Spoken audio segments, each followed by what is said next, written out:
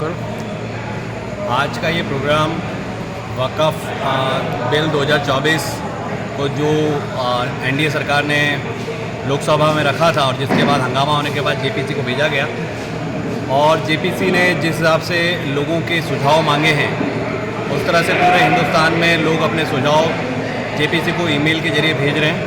तो आज जमीयतुल कुरैश जमात छोटी जमीयतुल कुरैश जमात ने खाटकीवाड़ के इस हॉल में लोगों का प्रोग्राम रखा है जहां पर लोगों को वक़्फ़ बिल 2024 के बारे में समझाया जा रहा है और साथ ही उनसे मेल भी करवाए जा रहे हैं। और हम हुकूमत से मांग करते हैं कि वो तत्काल असर से वक़्फ़ बिल 2024 को वापस ले और वक़्फ़ एक्ट 2013 का जो है उसमें फ़िलहाल कोई छेड़छाड़ ना करे। भाई ये भाई चलो नहीं ये रहे भाई लो हाँ ये सब फोन करके इमरजेंसी ले जाया बराबर है।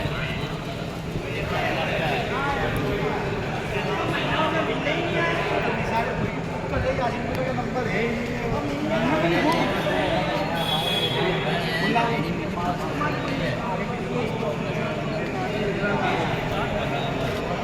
माना ने तुम व्हाट्सएप वाले से करना सीधा आगे भाग आ गए।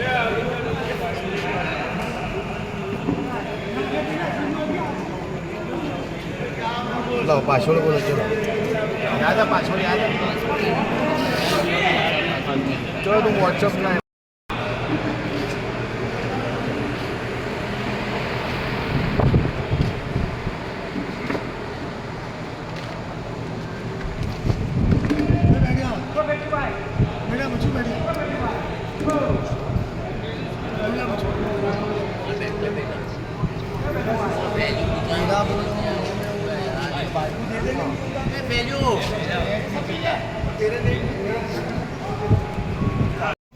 अस्सलामुअलैकुम वरहमतुल्लाहि वबरकातुहू। जो આવી રીતે છે ને ગૂગલ ઓપન કરવાનું, ઓપન કરીને આમાં જે આ કેમેરો છે કેમેરો એને ક્લિક કરવાની। કેમેરો ઓપન થયો એટલે આની અંદર જે આપણો બારકોડ આવ્યો ને એની ઉપર ટચ કરો એટલે સર્ચ થયું એટલે આ એપ્લિકેશન ઓપન કરવાની। All India Muslim personal law board બરાબર। હવે એની અંદર ઉર્દુ છે લેંગ્વેજ એને ક્લિક કરો, એમાંથી ઇંગ્લિશ સિલેક્ટ કરો। ઇંગ્લિશ સિલેક્ટ કરી પછી એને આ લખેલું છે ને ઓપન જીમેલ એને ઓપન કરો। ઓકે ઓપન થઈ ગયું। હવે અહીંયા નીચે છે ને કોઈ બી સમજો કે નામ લખો નાસિર, જસ્ટ આ તો કે કોઈ બી નામ નાસિર વહોરા, નાસિર વહોરા લખ્યું આપણે, પછી સ્પેસ કરો, પછી ક્લિક કરવાની કેપિટલ ફર્સ્ટમાં એટ એટલે કંઈની પોસ્ટ છે તે, પછી એમાં લખું નડિયાદ, આ નડિયાદ કર્યું અને ડિસ્ટ છે ગુજરાત, નો સોરી નડિયાદ જ કરવાનું, પછી ગુજરાત લખી દેવાનું ગુજરાત। ઓકે આ થઈ ગયું। હવે એને સીધું આમાંથી સેન્ડ કરો, એ સેન્ડ એટલે તમારું એક સેન્ડ થઈ ગયું।